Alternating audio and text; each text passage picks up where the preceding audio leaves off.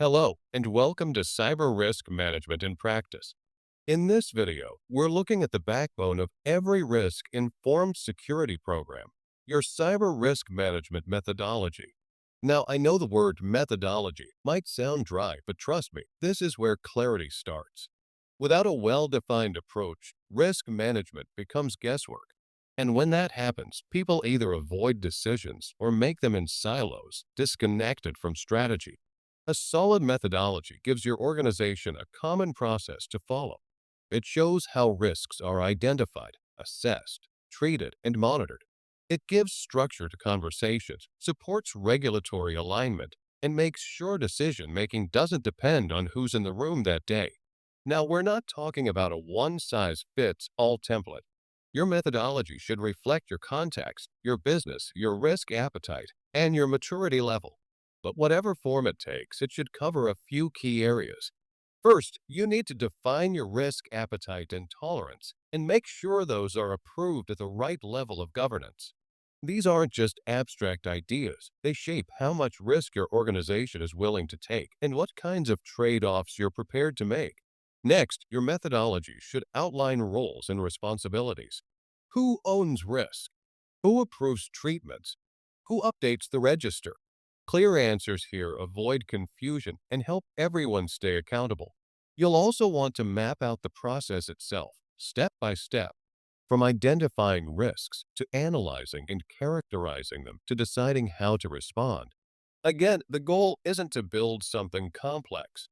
The goal is consistency so that decisions can be made more confidently and tracked over time. And finally, your methodology should include a commitment to continuous improvement. Threats evolve, the business changes, and your risk approach needs to keep pace.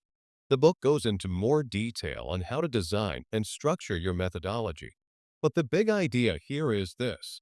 If your organization doesn't define how it manages cyber risks, those decisions will still happen, just with less coordination, less transparency, and more room for misalignment.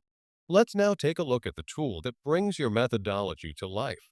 The risk register, where your risks, controls, and treatments actually live.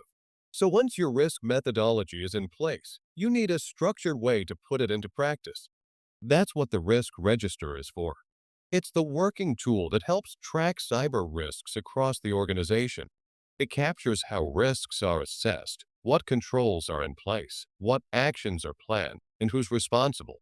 More importantly, it supports decision making. It gives teams and leadership a clear picture of where risks stand, so no one is guessing or working in isolation. The layout will vary, but most registers include three main views of risk. Inherent risk comes first. This shows the risk level before any controls are applied, just raw likelihood and impact. Then we assess actual risk, based on the controls already in place and how effective they really are.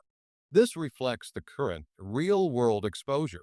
Finally, we define the residual risk, what's left after planned treatments are implemented. This is the level of risk the organization is willing to live with, at least for now. The register also holds key risk attributes. Owners, control status, risk category, treatment timelines, and how each risk aligns with business objectives. But this isn't just a log. It's a living tool that needs regular updates and governance oversight. When maintained well, it becomes a reliable source of truth, not just for compliance, but for strategic decision making.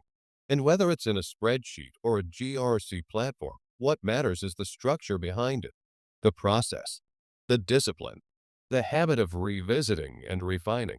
If your organization is serious about managing cyber risk, the register is where strategy becomes action. And if this approach resonates with you, there's a lot more discussed in the book.